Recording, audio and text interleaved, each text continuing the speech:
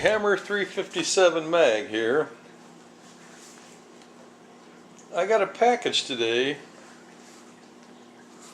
Looks like it's from Portland, Oregon, so I'm suspecting that it's my Leatherman multi-tool that's come back. And they made this pretty thick. From being repaired and or replaced. So open this up, and there's the multi-tool, which is the Juice C2, and there's no information here as to what they did. They just sent it back. Normally you get some kind of letter or something. Anyway, just have a look at the tool. Remember last time when I did the look at it, that the pliers were jamming up here under one of these screwdrivers. So it looks like,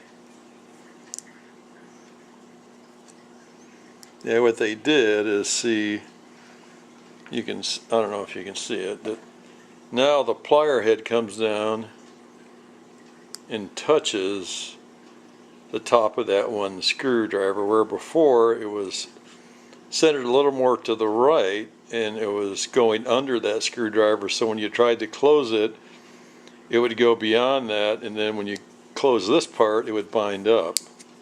So it looked like they realigned it, so that's good. So everything seems to be working properly. And it looks like it still has the oil on there for my ballistol, so this must be the one I sent in. So that makes me a happy camper. Whoops, let's get it up into the... So now that I've got my Leatherman Juice C2, I can prepare to do a quick look at it, and once I've done that, I can incorporate it into my everyday carry kit, and then I can go through in my carry kit and give you guys a video on that. So this is Hammer 357 mag.